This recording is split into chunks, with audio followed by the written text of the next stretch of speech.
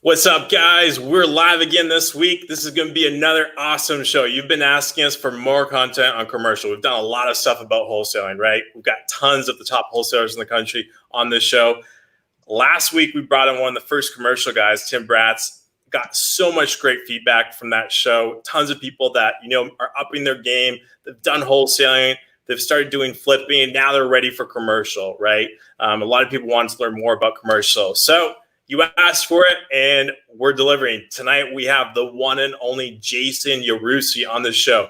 This guy has built up an 800-unit real estate empire, apartment buildings with 80, 90, 100 units. And tonight only is your chance to learn from the best for absolutely free. We don't make anything from the show. And we're here live. So if you have comments, comment below. And guys, if you're liking the content you see tonight, make sure to like this video, comment on it, ask your questions, subscribe to the channel, support us. That's how we know that we're putting out content that is valuable to you. So we're here tonight with my co-hosts, Josh Cohen, DC First Properties, and Jason Yarusi. Jason, welcome to the show. Thanks for joining us. Thanks for having me. And I probably am the only Jason Yarusi, so I think I'll take that. Yeah. Awesome. So let's just dive right into things. I mean, you've got 800 apartment units. Like, I can't even imagine having that many. Like, it's so many. How the heck did you get started? How did you go from 0 to 800? What does that story look like for you? It becomes a lot of mindset, right? And just realizing the process, just like things start to click. So we did start in flips, started in wholesales. We're doing Airbnbs. I come from a heavy construction background. That was our basis. And Hurricane Sandy happened on the East Coast. We are heavy into heavy construction that deals with flooded homes. So I came out to help the family business. My dad had started this years ago. The business was just going nuts, right? If there was extra days in a week, extra hours in the day, we could have done it. And starting to really grow a young family. We were about to have our first child. I wanted to find something that could get our time back, right? Like some way to basically create the lifestyle we want, create the life we wanted. And real estate was, of course, something that always stood out to us. So we did what we thought was going to be the next step, but we started getting active with other active things like, flipping and wholesaling. However, we just found ourselves another job. We weren't actually creating the thing we wanted. So did that for a few years. We were doing good in that. And we actually came upon some rentals out of state. And they were smaller rentals, some 2 and 3 and 4 units. My wife actually found this. And the thing that really stuck there is we were able to use our management experience and set up a team and set up a process there where basically the deals would come, we'd be able to find a deal, get it renovated, get a renter in there, and then refi, pull capital out. And we were just looking at that and we just said, Burr method, this is working really well. But you can't really scale, right? If you want to build a rental portfolio of a couple hundred units based on 2 units and 3 units, that's a whole beast. But it occurred to me, well, what happens if we do this in 20 units or 50 units or 100 units? And that's where the light bulb went off. And I looked at things from that perspective and just started diving into learn about everything there is about large apartment investing, who was doing it successfully, what was the model they were doing, because just like anything with real estate, it's all tried and true. It's all been done before. It's now finding the way to do it and then getting your mind ready to do it. So we sold off those smaller properties and went from that 3 and 4 units that we sold off and brought our first one in the middle of 2017, which was a 94 unit in Kentucky. Wow. What I find really impressive about your story is like, you haven't been doing this for like 20 years. You got started in 2016, right? Yeah. 2016. So in just the last 4 years, we're not even at the end of the 4th year, you built up. So that just shows it's possible if you grind, if you educate yourself. So tell us about like, how you got started. What were you doing before that? And what made you want to transition into doing this? So just like I said, just being so busy with the other businesses, I had come from a background where, I have a restaurant in New York City. I'd opened a brewery. I'd done some other capacities, other jobs. And, coming out to New Jersey was not ever in the cards because we were living in New York City, 13, 14 years. And just so happened that, my father's business wasn't in direction, but it just really exploded. And so my brother and I both came out here and we just started helping the business. And it just stood out to us that all this is great. It's something that we'd like to see my dad move forward. At that point, this wasn't our overall bigger picture. And we wanted to see something where apartment buildings, you're able to do a lot where if you focus on improving the community, everybody wins, right? So now people that live there have a better place to live. We're able to now find great deals and improve them and make more money off them. And we're able to bring investors into the deal that can basically capitalize, because now someone has a better place to live that's willing to pay more money in the building, because a building, an apartment building is valued in a different way than houses, where, if someone comes to see a house and they say, the paint color, we don't like it, so we're not going to buy it, right? Or the value, you might get a bad appraisal if there's certain things, within the carpet. This is all about income. So it looks at a point of changing the narrative is we're buying businesses that are just happen to be apartment buildings. We're improving the operations and making them better, so the bottom line increases, and that, of course, now increases the value of the building. And so we look at it from that context. Instead of buying real estate, we're buying businesses, and then we can basically compare them based on any of the other investments we want to do. So Jason, first of all, thanks for joining us tonight. It's a pleasure to have you. The second thing is, so your first deal in commercial was a 94 unit in Kentucky. Can you speak to sort of how you got the deal, what the deal looked like, how you structured it, how you funded it? Can you speak to all those sort of parameters? So I think what happens in a lot of scenarios, especially with real estate, is, hey, I'll find a deal and then I'll figure everything else out. While the initiative is right, the process is wrong, right? You still have to have ideas of what you're doing, what you want, being specific, right? Because then you give more avenues for yourself to be helped. What we did is we surrounded ourselves with the right people, and we started learning from their process and understanding how they were doing it, and allowed us to follow a process. So we use syndication, where we pool resources from investors so we all can benefit from the economies of scale.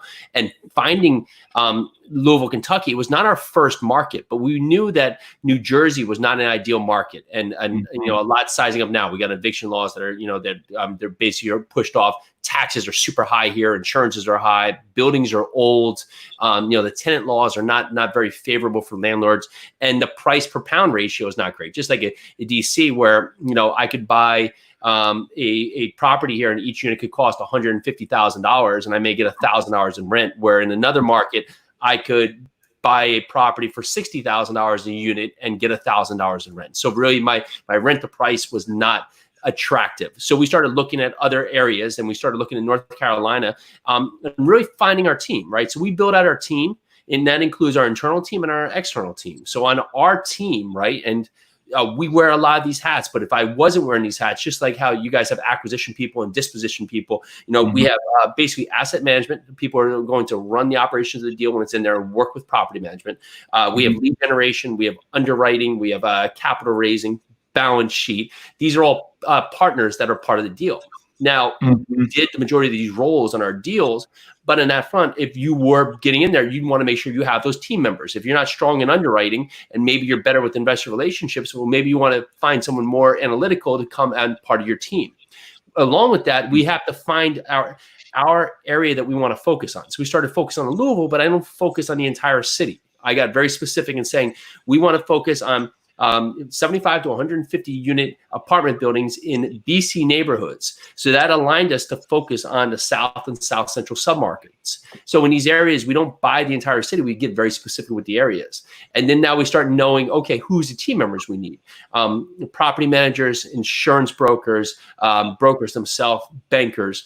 And you have to build at that repertoire of the tool belt, because for a banker, for instance, you don't have one loan that fits every deal, right? You find a deal, and then it's noting how you can work with the banker to find the best appropriate loan for that deal. So you want to have all those team members together. And what we did to raise money on the first deal is raising money. I think of it at the point of where people get it wrong is they don't like doing it because they're asking for money. And well, if you are needing that money, then you are asking for money. But if you're providing a great opportunity and you're doing this in a way where you can help people, the investors do feel a need, right? And that pain point could be portfolio diversification. It could be they're looking for, mailbox money that comes through. They're looking for depreciation or tax benefits. They're looking for a lot of things.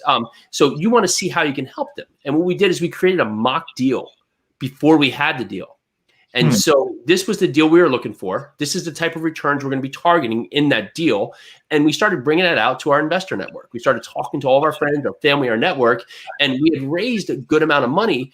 But where that put us, it put us in a position here is we knew what kind of loan we could get and we knew how much money we could raise. So now when I found a deal, we just go back to the investors and say, hey guys, remember that deal we were talking about? Well, we have it here. Are you still feel like you're in? And doing that process, even to today, we can raise the funds in a day or two. It doesn't take long because usually the other way around, right? People get the deal and they say, I need to raise $3 million. I hope I can do it. And now if I come to you guys and say, hey, I need your money because we're going to close in 3 weeks. Well, you guys don't feel good. You feel like I'm coming to you and I need something from you instead of saying, like, hey, we have that opportunity. We'd love to have you in. If you want, be great. Just let us know because we'd love to have you as part of the team. Well, this is brilliant. I love it because you're doing something here that, again, I've never seen someone do before in the commercial space. Really what you've done is you've taken like the startup venture capital fundraising model where you say, hey, I'm going to go build this company. Here's what it's going to look like. Here's my idea. You raise a bunch of money and then you go build the company. You've taken that idea and just transposed that to a completely different industry. I love it. And what I love about it is it also puts you in a much better bargaining position because if you have a deal and like other people are competing for the deal, they got cash and you're sitting there trying to go scrape together as much cash as you can for your down payment as fast as possible, you're not in a really good negotiation position versus if you do it up front, it's more like, hey, I'm pitching you an opportunity. It changed that whole dynamic that you're kind of touching into where it's like, hey, providing value versus like, I need to get the money or I'm going to lose the deal. It's just and when you have that talk track, you can talk with certainty when you feel like you're providing value, right? Because I don't want to be in a position where I'm coming up and I'm getting 2 weeks out and I have to get desperate and like start. That's not a good feeling, and I don't want to be the purveyor of people's capital and when I'm having to pull their capital. I want them to be excited to be in the deal as I am excited to have them. Yeah. Absolutely. And how do you find those people? Like, I know you were wholesaling, doing a little bit of single family before you went out and made this jump to almost 100-unit building. Were the people that worked with you in the past there, or did you have to actively try to find them? How do you get people that are interested in a deal like that? So like I said, we were in New York City for 13, 14 years. And of course, in different spaces, right? So food service and different space, but I had a lot of friends in finance and others. However, I find that so many times that we put ourselves in a position where I don't know anybody with money, but the reason that you don't know anybody is because you're just not talking about what you love doing, right? So I've gone to the chiropractor like twice in the last 4 years, and for whatever reason, I was there one time just talking about apartment buildings, like just what we were doing, and then I go back like a year and a half later, the dude remembers me and asks to invest because I was just talking about it. I was exciting about it, right? I wasn't like, hey, like I need money from you. It was just that I was just talking about what I like doing. And then there's other people around that are on that point. And there's two things that always work. If you talk about what you're doing and are excited about it, people get attracted to that. Plus, if you have people that you're currently working with, well, what's better than how I leave any conversation? If it's not the right time for someone, typically it's 50% of the time is not you, right? It's nothing to do with your deal. It just may be that they just got hit with a tax bill. They're a little short. They're buying a new house. But if you say to them, hey, listen, do you know anybody else that this might be the right fit for? Well, now you're a warm connection to that next person. So you literally just have that connection that leads you in there where I have a couple of deals now where like the one deal started with one person, then the next deal, his brother came in, the next deal, the next brother came in, and the next one, the cousin came in. I was like, how big is this family, right? So sooner or later, we're just going to have a family, just the one family in the deal, you know? But if you look at it from that point, just talking about what you're doing, people are all around you. I mean, you'd be shocked who's like the guy who's a hillbilly with like, in his overalls and a straw hat, and he's got, $300,000 and he doesn't know what the heck to do with it. Yeah. And when you help them and talk to them about what real estate can do, the advantages of real estate, and allow them to make a decision of what can work for them, there's a lot of people out there who are looking for these type of investments. Wow, great advice. Just talk to everyone. Talk to everyone about what you do, what you love. Great advice. Yeah, and if you love it, I mean, it's an easy conversation, right? Because you're excited about it anyway. You guys are come on talking about what you guys are doing. You're excited about it. You can feel that through the call, right? People love that. They want to be around something that they find a good energy from. Absolutely. So Jason, it sounds like one of the factors you look for is like rent to price ratios. What are some other factors that you look at in terms of picking like a submarket to invest in or an area to go after, apartment buildings? Yeah. And so I think the rent price, that would be more, I would get more bang for my buck outside New Jersey. There's a lot of other markets out there. What I would look for you of course are looking for population. We're looking for like a density in the metropolitan statistical area of at least 250,000 people, right? So if I buy an apartment building, I don't want to be in a town of 800 people where I need the majority of that to live in my building, right? I want to make sure there's supply to the buildings right there. I'm also looking at job growth and job diversity. That's key for a lot of different reasons. If I was in an area that's heavily aligned with hotels right now or restaurants, that would be a problem, right? Because a lot of those businesses might not have jobs, or people might not have jobs to go back to. I also want to look at the type of properties that's available. That if I'm looking for 100-unit B class or C class properties, does that exist in this market? Is it something that I can get to within range, right? So, we coach some students here, and sometimes they'll jump on and say, "I'm going to go out and look in Seattle," and why it's a perfect market, right? Like, it's so far away that you can't be active. Like, you can't get to the market easily without a big hurdle in that point. Then you look for the boots in the ground, and this doesn't have to be anybody. So Louisville, I don't have true boots in the ground. My sister actually lives there. So I knew the market enough that she's not going to tell me anything real estate, but she's going to be able to say, oh yeah, the brewery's open up down there. The path of progress is over here. Oh no, that area is not good because they just rejected putting in a Walmart. She's able to give me the feel or context of the market, right? So that's always a stage up. And then past that, just seeing, is this a market that I feel like I can build a team? It's not going to be one-off deals, because if we're going to go into a market and build it out, I want to look at something where I can build. And too many times going into this space, people don't get very specific with what they want, and they try and go to a bunch of different areas, but there's someone on the other side who are like, you guys, you're so targeted in your market that you're crushing it, right? Because you know that market in and out. So it's going to take you so long to figure out what's happening there. And there's someone who's just solely in that market that's going to beat you to it. Absolutely. You got to be the best.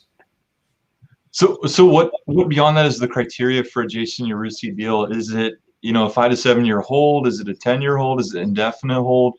Sure. What sort of is your investment strategy?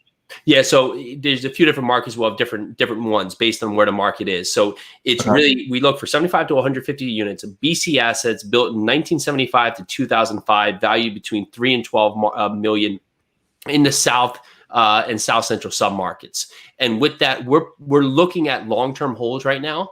We started in the beginning looking at 5-year holds, but now we're putting on long-term debt, because we find if we can put on long-term debt, have cash flow, and have reserves, we now are in command of really our exit strategy. So for instance, the one we just sold in January, which was a 94 unit, that was a 7-year hold. Just so happened, the best opportunity that I felt would arise happened 2.5 years in, right? The best comp around sold at a very high price point. That was unexpected. I wasn't expecting that when this happened. Also, path of progress had come to an area. We were basically doing classic upgrades to the units and capturing $100 to $150 in rent bump. And the groups came in and started buying other surrounding properties and doing premium upgrades and getting big rent bumps. Yeah. That was never our business plan from the start. But what that led me here is that another buyer would have that option to capitalize on that step. And I already capitalized on our point. So it made it the point for us to sell early. But doing that point where we're not forced with just having short-term debt on it, where literally the play is I have to sell. Well, now it puts me in a position where I can make good decisions and I'm not forced. So if I want to refi, great. If I want to hold it, for 7, 8 years, 9 years, great. Or if I want to sell at a particular stage in there, I can now make a good choice, because a lot of these debt packages are very attractive. You're getting interest rates, 3.3 to 3.7. I mean, on these things, 10-year fixed term debt. I mean, it's hard to go wrong. Yeah, interesting. Now, we talked a little bit about some of the things going on before we started the show with COVID-19. For people that are thinking about potential reposition a property right now, what do you think some of the risks are right now that maybe we didn't see in the past? Flat rent, right? So never for a point there where we were thinking that rent may be flat. I mean, we've been on an escalation point. There's two things. Too many times you'll see underwriting that it's basically only capturing the best case scenario, right? Oh, it's been last 3 years, it's been 5% renting growth. That's going to go on forever, right? But you may look here where you may see the next 12, 18, 24 months of flat rent. Now, you may get some points where you can bump on some releases, but if you want to keep your tenants and have any kind of increases that naturally occur there, it just might not be able to sustain that. So you want to look at the deals and, of course, have your upside, your downside, and your base case. And there's going to be somewhere in that middle that you're going to fit. But the deal is only working on that upside scenario where, you're going to take on a property and you're going to do, 10,000 hours a unit renovations and you have to hit that $500 rent bump per unit for this deal to work. You probably want to think about your process here because things are going to move slower and you're going to see tenants that don't have the available capital, right? We're still going to come up to the end of the July here, and without the continuing stimulus package, I mean, we'll see what happens. There's a good portion of the country right now who's making more money being on unemployment than they did at their job. Yeah. So how is that going to change the narrative when things transition to the next step? Yeah. So it sounds like based on this, you recommend people should model everything, do best case, worst case, average case, and just look at all those different assumptions. Like, what happens if my rents go up 5%? What happens if they stay flat? What happens if and just look at all those key drivers that can impact your cash flows and model those out, and only get into the deals then that work even in a worst case scenario, correct? Yeah, the thing that happens is it goes both ways. You can't ever go into a deal that only works on one way, right? And so with multifamily, there's a lot of different things that can help you because you can increase income, decrease expenses, right? So you have a lot of ways to win. But sometimes people position it that we have to hit this for this deal to work. Yeah. That's never a good model, but definitely is not the right time to do this. But you do want to look at all cases and see, okay, your biggest thing as an operator is you have to preserve capital. Yeah. So you want to give a return on capital, but there's nothing more important than the return of people's capital. So you have to look at that deal and because you're taking funds that help people with this point. They've worked hard for this money. So you don't want to be risking it. And that's even with the process here, you'll see a lot of people shortcut or do generalities for what like expenses were. Like, oh, expenses would be a percentage. You have to dive in and be specific. Okay, what can I do? What's it going to look like? Where, we talked a little bit offline, like utilities now. A lot of people are home. So utilities are going up, right? You have to look at, okay, so what can I do? Can I go and, do some water savings programs, some other things that can potentially cut down the back end of this? What can I do now to say, okay, here's where we are. What can I do at this point? And even on businesses, right? If I was a business who was in trouble right now, I'd probably say, okay, well, let me act like I'm just starting right now. If I was just starting a business right this second, how would I look at the environment right now? And if you can do that, it can give you a different view on the point of just trying to play defense, because then you can start playing offense. Got you. Makes sense. Great feedback there. Have you personally, with your portfolio, had any sort of challenges with COVID-19? Have you had any issues collecting rent or? We are doing very well. We have a couple people across each property that have stressed some financial difficulty or just are playing the game, right? So you talk 2 or 3 units in each building that just are doing that, right? And you'll see we'll see that effect, but we've been consistent across these. We are going to see at the end of July, I think another stimulus package will come out, but of course, where does that go? We are seeing a lot of people get back to work. We were very active with the property management companies to really dive in and see and be in communication with people. One thing that did come up, which was surprising, and I don't think I would have thought this if we weren't asking the questions, was basically one of the things that were keeping some people from getting on unemployment and stimulus money is they didn't have access to the internet.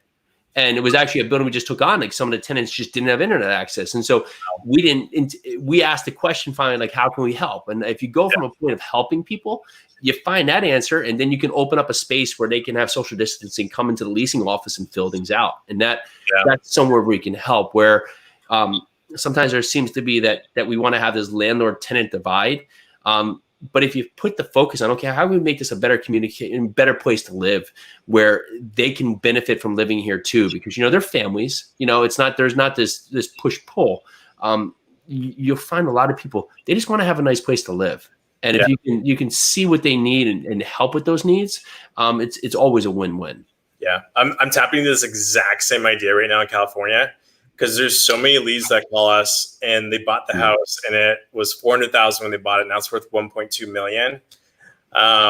but they're like financially strapped, right? Yeah. All this equity. And like I had a lady yesterday, she's like, yeah, I want to move to Georgia because my daughter like lives there. And I'm like, okay, let's move you to Georgia. Like, Yeah. dude, I can give you like $800,000 for your house, like any day. I'll come over there right now and get you a check for it. You could go take that money, buy a baller mansion in Georgia, and have $400,000 in the bank, never have to work, and just chill and retire. You know, like, Yeah. she's like, It's a win-win though, right? Because she can't get to that equity, you know? Yeah. So I'm like, okay, I'll book the moving truck. I'll get the movers. Like, we'll schedule everything. I'm going to find you a few different properties in Georgia and there you want to move. I'm going to send them over to you in an Excel document. Take a look at them. Let me know which ones you like, and we'll get on the phone with the realtor and we'll make this happen for you. It's all about adding value, you know, finding out what people's problems are and then solving those problems. If you do that, you're always going to have a great customer business relationship with anyone you're doing business with. Yeah, I love it. And that's right. It's listening to the need, right? And that's what it is right there. You're listening to what they want instead of and that goes back to even on capital raising is sometimes we think we have the best deal in the world, but we're not listening what the other person needs, right? So my best deal in the world doesn't mean anything to them because maybe they don't want to have their money tied up for 10 years or 7 years, you know, or they're looking for something else or looking to be active, right? And if we don't hear first, well, then, you know, I can't be of value. Yeah. Awesome. Great feedback. Actually, Jason, before we got on this call, you're talking about like a lot of investors, especially in our community today, are doing single family and they're waiting for the perfect moment to get into commercial or multifamily investing. And I loved what your answer was before the show about branding. Could you elaborate on that? Yeah, and I think it comes down to any space, right? So even if they want to get into single families, that you have to start now because you're never going to time the market. That's why the stock market is so funny, right? So people, you know, they fear happens, everybody sells. It's that constant ebb and flow. It's the same thing in real estate. You're not going to time the market and buy at the lowest point.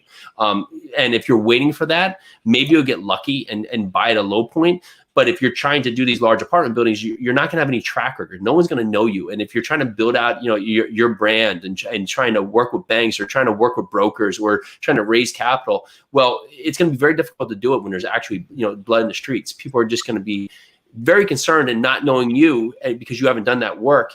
It's going to be that higher level or higher threshold for you to have to meet to get in the game. Where now you don't have to go out there and be reckless, but you can be active. Start talking to people. Start understanding what's available. Start understanding what people are doing this, just like we're all talking here.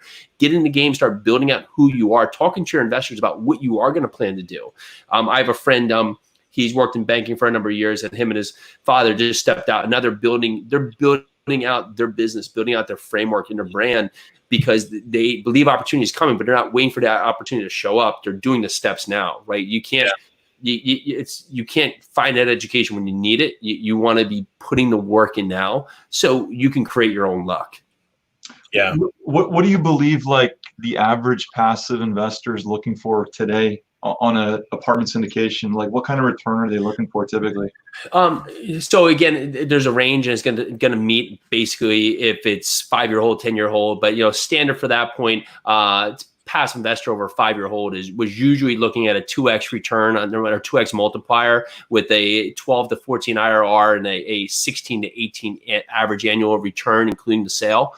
You know, and that as that goes out, you're going to see that number come down a bit because especially with the way you're going to see the repositioning is going to get smaller and smaller. So that delta where properties are costing more. And I don't see many owners looking to take a haircut right yet because they're still capturing on a lot of rent. Like right now, you know, we're still having great collections. So my value of my property is still in line. So if there's someone who thinks that, you know, I'm going to go buy a commercial property right now and the owner is just going to give me a discount because it's COVID, you're going to have something else coming because there has to be some underlying factor that's pushing to that. But if they're in a good building, they're not going to say, oh, yeah, I'm going to give a big discount just because of COVID. They're still going to push through.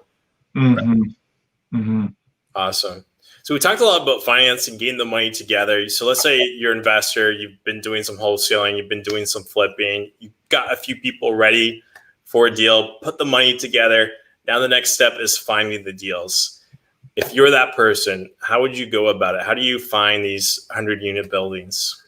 It's like you got to have the wheel with every spoke working, right? And so that point is, of course, the brokers are always going to be your lead. But remember, the brokers, they're going to have that group that they know can close, and that's important to the broker because it's their track record, their name on the point. So they're going to go to that group first. So you may not get good deals. But I found deals through property management people, through cost segregation people, through friends, through network, on Craigslist, believe it or not, and through brokers. So you want to have all those angles that you can work.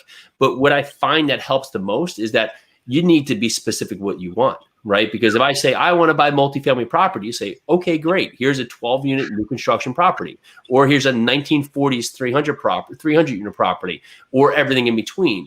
But because you're not specific, they can't help you. Or the other thing is they don't know what to send you because they don't know what you want. But if I go back to my scenario and say I want 75 to 150 units, BC assets built in 1975 to 2005, in this sub-market, this price range. Well, when they go to send me the 12-unit new construction property, I say, I appreciate it, thank you. And I'll reply to them and I'll say, again, I'm looking for this. And sooner or later, you find that group who now knows, oh, this is what Jason does. I had a deal come to me the other day. They said, hey, this deal's up, and I'd already seen it, but it was just that point. They thought of me because that deal was out there. Awesome. So it sounds like you're just building a network of brokers. You mentioned like the guys that do the cost seg. I think that's really smart, tapping into those people. If you're in the market, you could talk to, honestly, a lot of contractors in leasing people because they know what's happening behind the scenes. Like, oh, this dude's got no money. He's not taking care of the building. Same thing like you see on a lot of single. You can, if you're in your market, living in your market, you can be active to a lot of things, right? It's the same thing driving for dollars. You could do the same thing on apartment buildings, right? So not for nothing, because you have a competitive advantage for these buildings where if you can call them up and basically seeker shopper them, and you could see what your competition's like, right? I found that, we had a building once, we brought it, and I knew all I had to do was have leasing pick up the phone, and we would be 10 times ahead of every other property because you couldn't get anybody else on the phone, right? So I guess they don't want to lease a property, right? Because they don't pick up the phone. So if we literally had someone pick up the phone, well, we were already 10 steps ahead of everybody else in the market. Yeah, that's hilarious. It's funny too, because like I have a lot of friends, and also myself too. We get on these lists, and we have other investors texting us, dropping us RVMs, cold calling us. And when I get those calls, I'll just play along. A lot of my friends will do it too, or they'll respond to the text just to see, like, does someone ever follow up? If I'm like, hey, I really want to sell my house, like, are you going to follow up? And how long is it going to take you? The funny thing is, a lot of these people don't have any follow up. You say, yeah, I'm going to sell my house, and like, there's no call. There's no dude, I could have been a deal, So it's just like, small things like that. Having someone pick up the phone. And I love that idea of secret shopping your competitors, right? Because I guess I'll give you one example we're doing right now. So we're buying a building, 1 unit vacant, and we asked the owner, like, hey, listen, can we rent this for you? And he was like, yeah, or whatever. Like, it was like a no loss for him. He's like, whatever. They're renting right 100. The building's in great, magnificent shape. The owner has about 1,200 units, and he brought them all as bigger properties, like 300 and 200 unit properties. This 48 unit property is almost like an afterthought for him, and more stress than anything else. Cause he's like, I'll put all my time in the bigger ones. So building's in great shape, but he's renting all the units at 800, where market rent, we pro forma it out at $1,000 per unit. Wow. But leasing is bullish, so that we could get higher than that, 1,100 and up. So we went on Facebook Marketplace, put it up for lease at $1,195, including utilities, and we had 9 calls in the first day and a half. Wow. So so that traction. But doing that, and then that's a no cost thing to us, right? Because we're not closing for another couple of weeks here. If within these next 2 weeks we have it's silence, okay, let's drop it to the 1,100 and see what we get. But now we even have that delta here that we get to that 1,000 mark. It's still a win, because that's when we were in the first place. But doing that, we already knew what the market was going to warrant. Without even being into it. So you can do that sometimes, test these products on someone else's dime. If you're under contract on something, you can put stuff up on Craigslist, and worst case, you don't go through the building because it falls apart. You pass all the deals over to the owner, or you pass all the leads to the owner.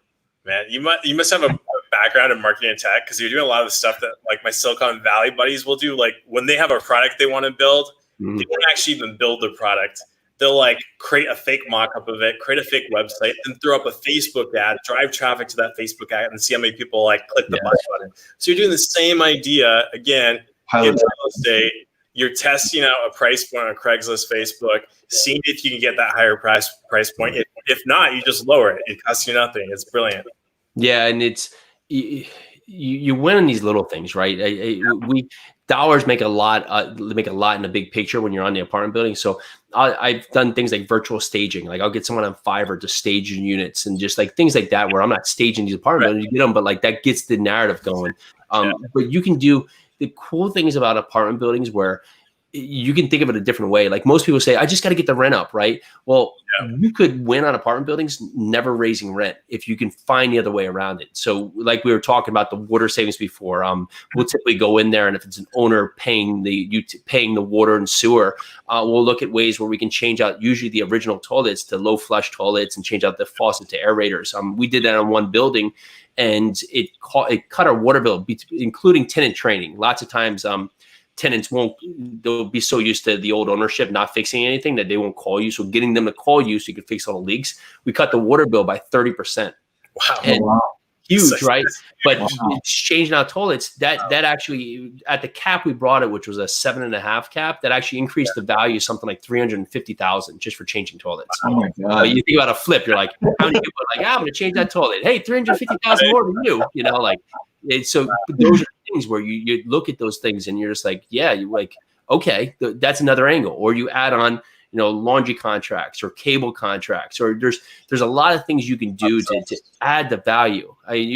Simple things like, and you can look at what your competitors are doing, right? If everybody else is charging pet fees and you're not, well, there you go, and so you can drive it based on what's happening there. You're also going to be predicated that you're not going to be the smartest person out there, where if nobody else is billing tenants for utilities, you're probably not going to be able to enter the market as a smaller property and start billing back on utilities. You'll get the pushback from the market. Yeah. I remember I lived in one building one time. It was actually like one of the best rental experience I ever had. It was this German company. They launched this building actually in Montreal, Canada, and I was living there, and it was like so many upsells. But upsells you could not resist opting into. Like if you wanted to get your laundry done, they had laundry service. Look at all your dry cleaning done, everything returned to you. If you wanted to have your apartment cleaned, they had cleaning services. They had breakfast every morning. They had all these upsells. So you come in, think you're paying $1,500 a month.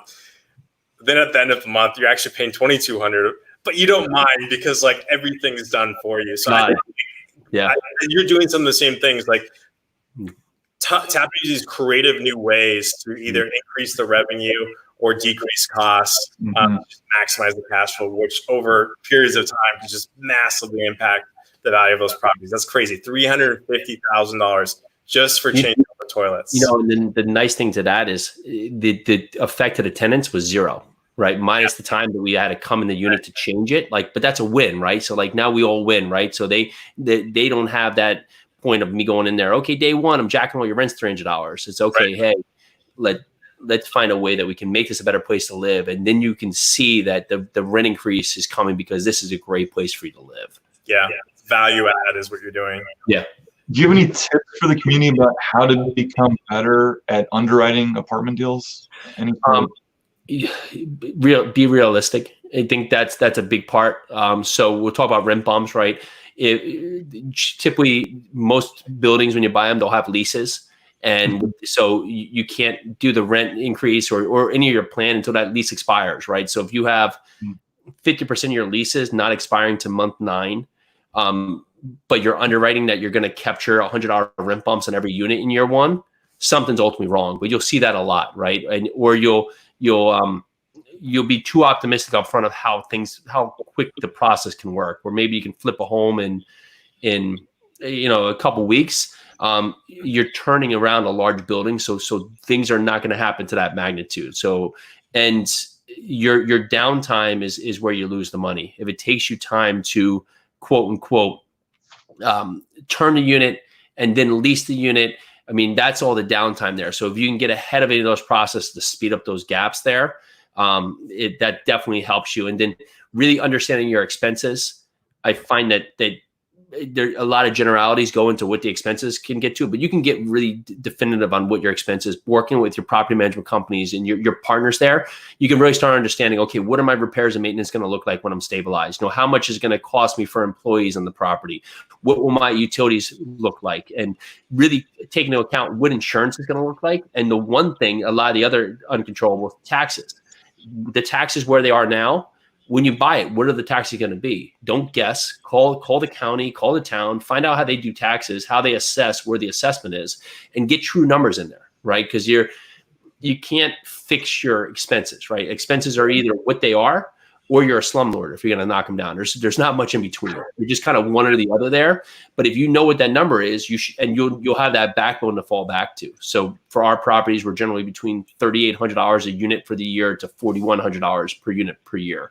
I know that's where I'm going to be, and I can filter that's going to be our range, right? So if we get into the building and we're operating above it, okay, I know I have room to bring it down. If someone else is operating at a point that doesn't meet that, I build that into our underwriting so I know where we're at. So does that end up right around 45% expense ratio stabilized, or 40% expense ratio stabilized? It's honestly all over the place. You'll be 42 to 55, but the point where you never want to use the percentage on the front end, because if I have $200,000 of expenses and the rents are super low and my income's only 300, then it looks like the expenses are high. Where if the income could be 700 and my expenses should actually be 450. It's all if you're using percentages. So I always get back to what's that per unit number stabilized, because then that works into the model for sure. Gotcha. Interesting. Jason, I gotta ask you, one of the things I always thought about is, I remember at school, we did a ton of Excel modeling, and I was thinking, man, if I ever go and do a commercial deal, I think I'd just do a ton of modeling on it. Do you build your own models, or do you buy them? Have you borrowed them from someone else's? What do you use for your modeling for your projects? Sure. So there's a couple out there that are great ones, like the Michael Blanc, and a lot of other ones I put in there, but I had a proprietary one built by a guy in Upwork, meeting the things I wanted. A lot of that was that your capital and your rent increases, that's not all happening in year one, right? So it may take you a 1, 2, 3 year timeline. So you want to see how you're going to allocate those costs over that timeline right there and be able to capture those increases so you can build that out. So there's a lot of things people don't work that from a construction standpoint, also on different debt options right here. So if we're going to take on a refi or add on a supplemental, a construction loan, I wanted to see how that could all play into this property here. And then also having waterfalls built out for some of our return models. So I wanted to do all that. So we had an in-house model built. But again, it just gets down to the basics here of just seeing how the property operates, being true to terms, not overthinking it, because things happen, you'll have things that are happening on deals that you just can't underwrite. We once had a property where 3 people passed away of natural causes within a year, 2 within the same week, right? And I was like, I thought it was the same person. It was horrible. I was like, and they're older people. Yeah. But you can't underwrite for that. And nor can you underwrite that you have to go through the eviction process when that happens in this state. Wow. So it was just, but I had the right team members who knew how to handle it. But there's certain points where you can track where your underwriting is and have a basis, but you just want to make sure that you have in the variables here to understand where is your range on what's uncontrollable and controllable. Because in those points, you can see where that is, right? If your tax are going to be this, okay, that's what the tax are going to be. Insurances, okay, this is what it's going to be. You're not going to fix that. So knowing those numbers up front and being solid those, that is a true tell. And you also want to have true, consistent thoughts about your other expenses, where you will see a lot of times when you do find properties, people will be missing a lot of expenses, especially if it's an owner.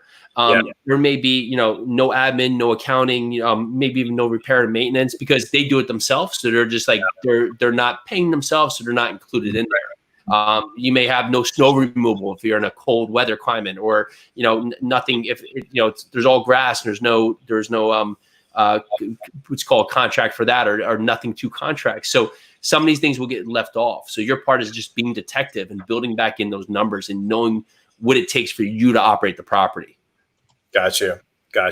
That's awesome. Great tips. And when you're building those models, do you ever do sensitivity analysis to figure out what are the key drivers on this particular building? I know I'm working in tech, and a lot of times we'll explore with different business models, and we'll use sensitivity analysis to kind of figure out hey, here's the 2 or 3 things that I need to focus on to make this thing work. Do you do any of that? So that's what you'll always look at. 'Cause I try not to put other income in there as a big driver, right? Because you want that to be secondary. So you're going to look at your income ranges, what it takes to really start meeting your returns, but you want to look at the expenses where things stand out. So we bought a property one time where there was there was 3 maintenance guys. The property really needed one, but what they did is they had a large portfolio of single family houses and they were running them all through this property. So the owner had passed away and the kids were running it. And so they didn't realize that the number was much larger than what it should be if they were stabilized. So we knew that we could get that back, right? That we could get that number back. And so building that into the model where you do know your price per unit, but you also know the range of where you should be stabilized. So repairs and maintenance should be $300 to $400 a unit, and they're running at $600 a unit. Okay, where's the problem here? Are they rolling CapEx, above the line? Or are they just running wild on what they're doing? They're spending way too much on what they're buying. What is it? Because then you can track where it is, what you need to get to, where you can find that value that they're missing there. Yeah, absolutely. Makes complete sense. Making me want to invest in commercial. Yeah. So Jason, we know you run the multifamily club in New Jersey. Could you tell us more about that? Like what the syndication club looks like? What do you teach? The whole 9 yards. Yeah, so it was a once a month meetup where people would just come out and we just talk multifamily. I just found that we started this basically right when we brought our first deal back in 2017, and the reason we started is that there's a lot of great RIAs here, but I didn't want to focus on 1 week notes, next month wholesales, next month share of sales. And that's where a lot of people get stuck, is they get stuck in this process where every month something looks good. We wanted to talk about multifamily, talk about it all year long, and talk about it every meeting in all facets, whether it's small multifamily, large multifamily, investing here, investing out of state.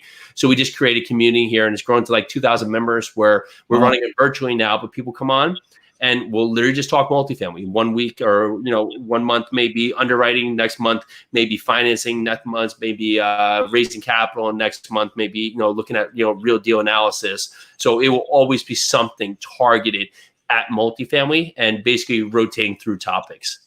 Nice. And if folks want to join that, where is that online? What's the link? Yeah, it's New Jersey Multifamily Formula Club. New Jersey Multifamily Formula Club. Formula Club. That's cool. Hey guys, if you're watching this right now, you have questions for Jason. Jason is one of the top commercial real estate investors in the country. If you want to put your questions in, drop them in the chat below. We got one question coming in right now. It says, what are some other creative ways to finance apartment buildings besides syndication? Do you have any thoughts or advice on that? So syndication is just one route. Just because I do that model, there's a million different kinds, right? So if you're an active person who has the time and someone else has the money, right, you can find that partnership there. There are even ways through syndication and other apartment buildings where people will bring on sponsors who have the balance sheet that don't want to be active in a deal but want to use their balance sheet to grow their net worth, and they'll come on that point. Finding that way where you can see, generally people have either time, knowledge, money, or credit. Where do you fit in that scenario, right? And then who do you need from that team, those team members? Because if you have the time and you know how to underwrite, well, there's people out there that have the money and have the know-how, but just don't have the time to do it, right? And if you can go there and fill that void and you can provide. And I think too many times we find people that do just like what we do, right? We'll want to partner with our friends and everything where we both have the same strengths. And we're doing both of us a disservice because we're not providing value to it. But getting clear on what you do, what you're good at, and then seeing how you can help other people, right? And you can go out there, just, someone comes to you and says, hey, listen, I got this great deal to you guys, and says, I don't know how to get it done. Would you just give me a small piece of the deal? You guys take it. Let me just see how you do so I can learn for the next one. There's a lot of ways that you can do that and be valuable. That's really great. So I got to go over those 4 again. So it's time, money, knowledge, and credit, right? Those are the 4. Yeah. And so if you got one of those, go look for someone else that has. Yeah, you typically have 1 or 2 of those at all points, right? So the doctor, right? He's got a lot of money, not a lot of time, but he doesn't want to be stuck and killed with taxes. So they'd love to partner with someone who has that time where they can get back those, potentially warrant some depreciation or some tax advantages. I love that. I got another question here from the audience. What are some books that you recommend? Sure. Read. There's some great ones out there. Friend Joe Fairless has the apartment syndication book. I think that's the title. That's a great one. It's going to go all the way through syndication. Gino Barbaro and Jake Stinziano have a great book on wheelbarrow profits.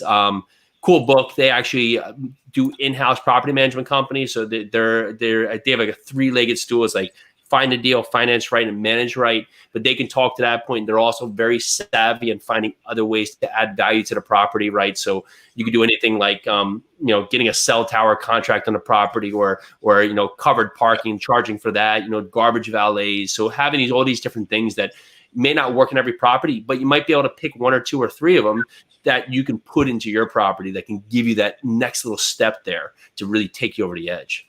I love that. Awesome. So Jason, are most of your units, are they market rent, or do you do like some of the subsidized housing, or Section 8 housing? Yeah, on max we'll do on a property is 15% Section 8. Okay. I won't do across the board. There's too many variables. Of course, during COVID, it was one of the better things to have Section 8 because that was more to guarantee money. But there's been times, where it doesn't. So we do focus on market, but we will allocate. I had one building. The building I sold had a nice story to it because we had a small section that was Section 8, and then we had another program where there was a program for veterans that we had maybe 2 or 3% to, and 2 or 3% to like a battered woman's program. So that was just a nice story right there. It fit the neighborhood, but we were also able to give back by having a program that would actually provide safe place for people to live, and they would pay for the rent. So it sounds like your criteria for selling is sort of, if you hit a certain metric in the market, you get a certain value out of the deal, then it's sort of like that's the time to sell. You always want to be assessing, right? Because just like anything, like you can't forecast. You can forecast out 10 years, but things are going to change within that are going to come up, right? And so just so happened that one, the market just took a turn that we couldn't have foreseen. Like it didn't show that when we brought the building. We didn't show this path of progress just steamrolling through here. So we looked at it and said, okay, that comp sold. It was the best comp. That owner had owned the property 15 years. It was not expecting that property to trade. But I have to look at it. Okay, if I don't sell this right now, when this property sold, where else? What's that other property that's going to sell within the next 5 years? That's going to look good for us. And I couldn't answer that. And I was also I was already exceeding our 7-year returns at that point for the investors. So I was already hitting those 7-year returns in year 2.5 because it was a home run deal. So I just said, this is a win, and I can't guarantee I have this win another 5 years out from now. Yeah. I see what you're saying. Yeah, makes sense. I see what you're saying. I got an interesting question for you, Jason. So we had Tim on the show last week, and it's interesting. You guys are actually polar opposites on one thing. He's selling off all his Class B and C to focus only on Class A versus you're not focused on Class A at all. You're only focused on Class B, C. What do you see as the pros and cons of focus on Class A versus Class B, C? And what was the rationale that went to your decision to focus on B, C in certain markets? So we're actually transitioning more to the B arena, more to Core Plus, for the simple reason here is that the delta that people are willing to pay more for Class C properties now, assuming they're going to get this big upside, and the difference between the B plus properties and the C properties when you weigh into the increased price is minimal when you take into account where a B property might be 2005 and a C property might be 2075. But if I wait 10 years out, that C property is now 55, 60 years old. Where at least I'm only 20, 25 years on that B product, right? And so there's a lot of things that go into play where it's a more stabilized property. The A, there's always that point here where the A is good, but that's the first thing to really get hit because people are potentially in an area where they may move into, have roommates, or they downsize into the B, or they find that they can move into a less attractive. So you're usually fighting at that top rent at the A's, where you have to discount first, right? There's that comfortable level within the B range where you have a need. The uncertainty with the C is that's the area that generally is hardest hit because those are the jobs that go away quickly. Those are the people that can't work from home on computers, can't do these things because they have to get out and be active. So if COVID didn't happen, we were still making that transition into newer product for that simple reason. The other thing to look at with C product that you have to take into account is that older mechanicals, right? So, or, older roofs over older windows. There's a lot of money you put into things that it's not going to get you rent. But if you don't do it, you're going to get crushed when you try and sell, because that person who's trying to buy it from you is going to try and charge you 5 times what it costs to do it. Yeah, makes complete sense. Yeah. Awesome. So I think that's a great addition to Tim's perspective. I think actually you guys are in alignment on a lot of things. So it's interesting to hear their perspective on it. Yeah, cool. Are those B properties then mostly in like secondary markets or tertiary markets? Is that where you're finding deals right now, or not tertiary? We don't want to be that far out into that point, because when you buy a deal, you want to look at your exit strategy, right? So you may be like, I got this stellar deal and I'm out into Rochambeau, wherever the heck I am. But who's going to buy that deal from you?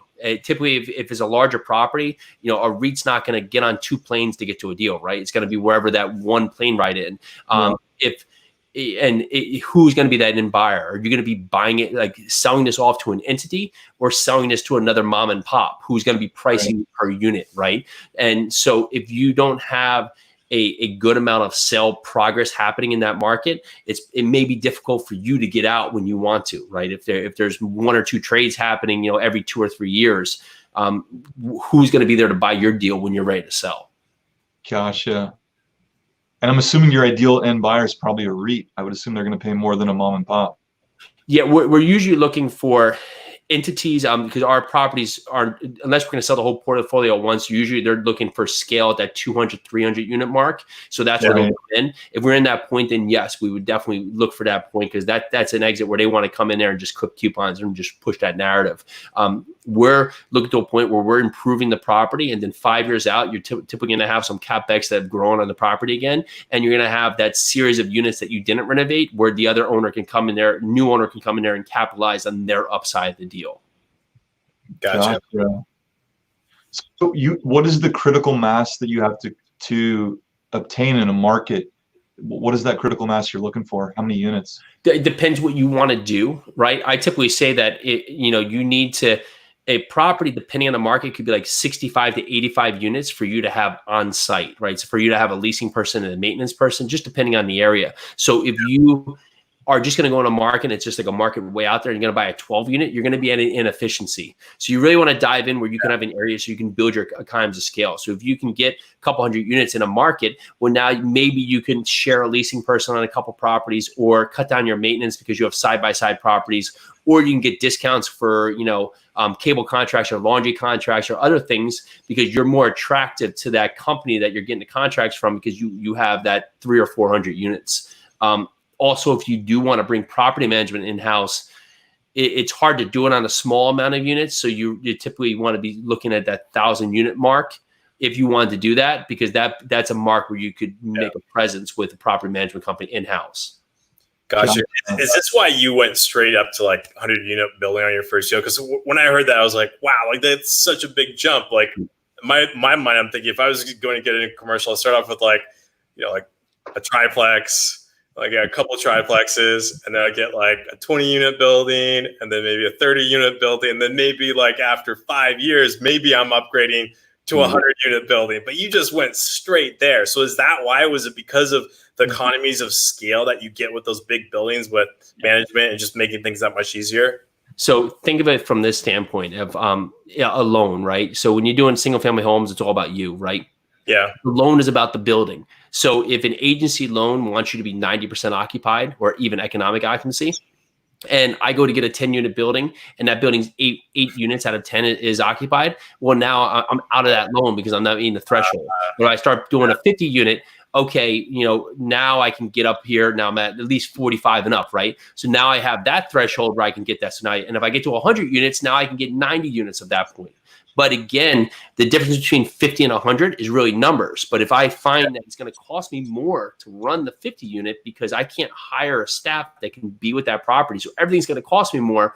Well, now the advantage is, okay, let's just look at the 100 unit, right? What's the difference? And I'll get cheaper everything, because now I can hire people. The property management companies can be less expensive because now they're across. I may have 2 roofs on 50 units, and I may have 2 roofs on 100 units. So now I still have 2 roofs, right? I still have infrastructure here. So how many, what's the infrastructure treating one versus the other? So if you look at capacity, it just does come down to your mind to understand the dynamics of it, right? So a restaurant, for instance. It may seem that, hey, I'm going to get this 20-unit restaurant and it's going to seem safe, but you've just capped your capacity, right? You've just capped what you want to do. When we were in the brewery space, a lot of times people would build out breweries, and we contracted all throughout. And the only thing that was great about that is we could jump and scale quickly. But people would build a brewery where they build a brew house and have 100 barrel system. And by the time they get the darn thing built, they need 200 barrel system, and they were already obsolete, right? And they were constantly trying to catch themselves. And if they could grow and understand the scale, and then say, okay, it's just my mind stopping me. As long as I have the system in place, well, the system is allocated to 40 units or 100 units. What's the difference between just the zeros? Yeah, and you're going to get your goals a lot faster because, I mean, ultimately, you want, like, the more units, the more cash flow, the more cash in your pocket, and ultimately, the more flexibility you're going to have in your life. Yeah, and the more I'd say leverage you have to be able to do more things. So you'll be able to find better loan terms. The larger property, the small balance loans, typically don't have a good of interest rate as large balance loans. So, and the lenders see them as more attractive because it's safer, right? I got 100 tenants that could pay the rent and the mortgage, or I got 50 tenants. What's safer to me as Mr. Lender here? Yeah, the percentage fluctuation. I see this on a lot of small businesses. Yeah. Have all their eggs in one basket with one big client. Actually, my brother-in-law had this. He was doing tech consulting business. He had one client that was like paying him crazy, government client, paying him like crazy amount of money every month. It was like 60% of his cash flow. And as soon as that contract ended, it was like, okay, well, now I got to replace that. Like, what do I do now? Yeah, that's when we talk about job diversity in towns, right? If there's like one sector that's over 20%, you probably want to think about that town pretty well, because what if it's like the steel town, they all go, like, who's going to be there, Got you. Yeah. So if you're going to like one of these more rural markets, let's say you're going to an area where there's 250,000 people.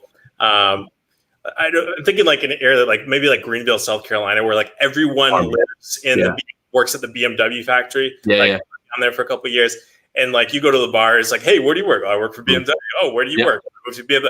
If they decide to shift their manufacturing to Mexico or Asia, like who's going to fill that void? Yeah.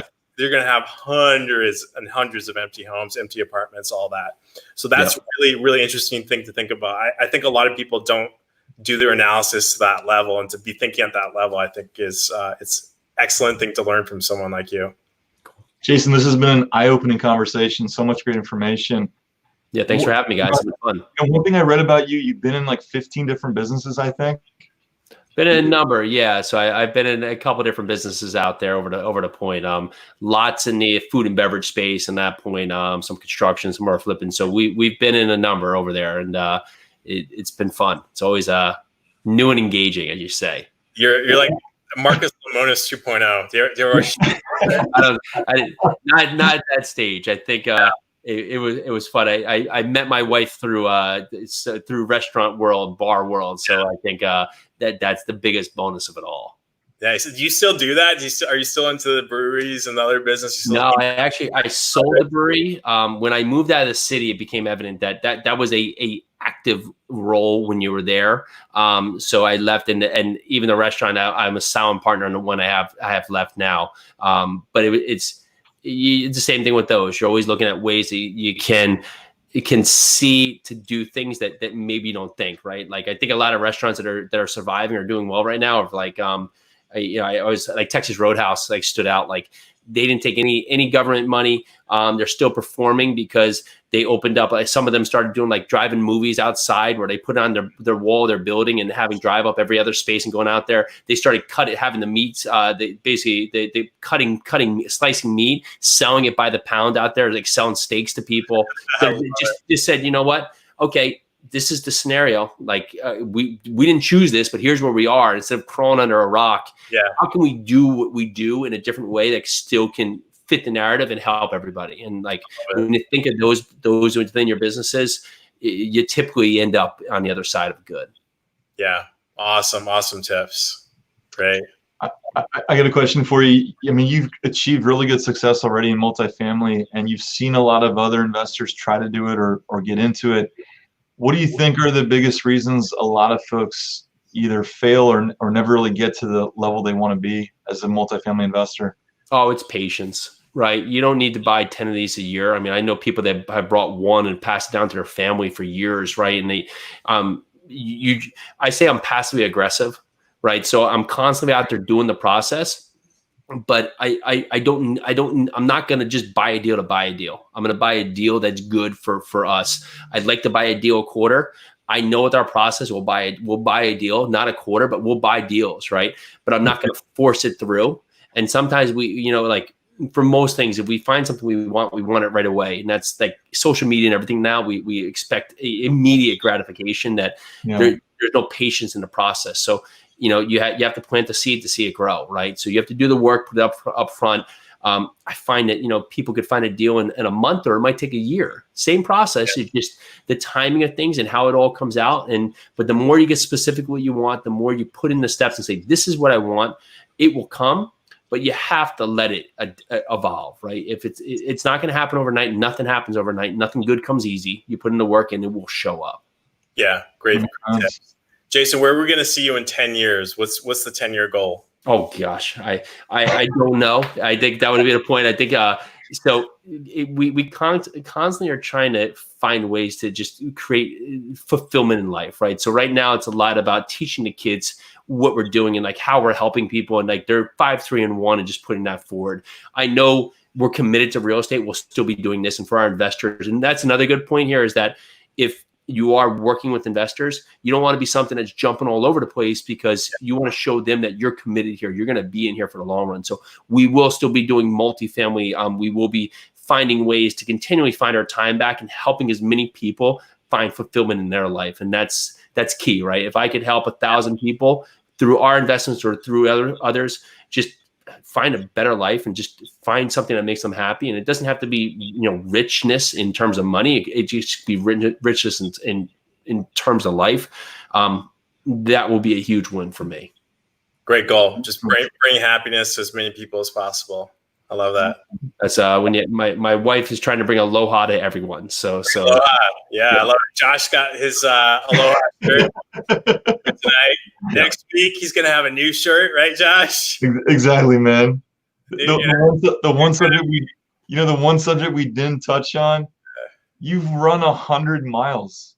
I have. Actually, I did a challenge in April where I ran 530 miles that month. So I actually sent to Lewis Kim. I said, I have about 200 miles left. I can run down and see you over these next couple of days. I started running ultras. And that not so long ago, a couple of years ago, I've been running marathons for a good while now. I run every day. I run about 6 miles every day. And it's that good part where I get my space, I get my time to think. It's where my best thoughts come from. And I find that's a lot like life. Like, it's usually not your body that's stopping, it's your mind that's stopping you. And sometimes you just have to say, okay, I just got to take one more step. Or let me just get to the bridge, or, get to the tree. And that's like a lot with business and life. Like, if you can just keep going that one more step, and then you just say, okay, how about that next step? I mean, you turn around after, a couple miles, a couple days, and you just say, whoa, look where I just went. Yeah. Wow. I see this with entrepreneurs. Like, it's like you're not out of business until you decide to go out of business. Yeah. I've seen some of the best entrepreneurs that have huge companies right now. There's been times where like they should have died 100 times over, but they're like the freaking cockroach you cannot kill. Yeah, that's right. No matter what hits them, they just keep on going and going and going and going and going. So that's great insight. Like, I think, getting into stuff like that, like ultra running, it's almost like a good way to build up that stamina, right? That you can then like carry over to your business. Like, if you can push yourself to run 100 miles, which obviously is very physical, but I think more than anything is mental. Like, mental, you got to go through mentally to do that. Then when you come into your business and you're just like dealing with like a bad rental manager or whatever, you're like, this is nothing. Like, just keep nothing comparison. Get through this, get to the next stage. That's awesome. You want to have bigger problems, right? If you have small problems, you're not thinking big enough, and you're not trying hard enough, right? Just keep getting bigger problems, and you're on the right pace. Guys, we're going to have a lot of folks that are going to watch the replay of this video podcast. Jason, what's the best way for folks to reach out to you? And also, if they find a deal, what are there certain areas that you're looking, if they were to find a deal that meets your criteria, Yeah, I mean, honestly, we coach some people. We'd help them along. They don't have to partner on us with the deal, but we're in Kentucky, we're in the Georgias, we're in the Florida markets. We're actually buying a deal in Pennsylvania, so we're in about those 4 markets right there. I'm happy to chat with people. Happy to get on a call and talk. Cool if I mention our podcast here. Yeah, go for it. The Jason and Pili Project podcast is tactical advice for fulfillment. So you can find us across all the places you listen to podcasts there, or Instagram. Go over there, Jason Yarusi. You can find me there. Can you give me a web link for that as well? I'll type it up here. Sure. For podcast right there. Yeah, go to you find it on our parent company, Yarusi Holdings, YARUSI Holdings.com. Okay. You can find all about our real estate, all about everything there. Awesome. Sweet. We'll put you as a recommended channel on our YouTube. Awesome. Thank you, guys. Yeah. Jason, thanks so much for joining us tonight. We learned a lot. It was great information. It's been awesome. great. Fun. Guys, if you're watching this and you got value tonight from Jason being on here, give us an hour of his time. Obviously, his time is super, super valuable. So if you can, you want to show that you got value from this, smash the like button. You can't just click it. You got to smash the like button. Subscribe, and don't forget, next week we're going to be back once again with more great, awesome, incredible content all for you. So like this video, subscribe, leave your comments below. We'll post links to Jason's channel, all of that, all below in the comments. So thank you so much, Jason, for coming on the show. This has been absolutely great. I feel like I've just got a master class, and I'm like ready to go find my next deal right now. So going for the 100-unit building too. It goes straight there. None of these baby steps, going straight for 100. So thanks for the inspiration. It's been super, super inspiring listening to you tonight and learning from you. Thanks. Awesome. Thank you, guys. Have a good night, guys. See you soon.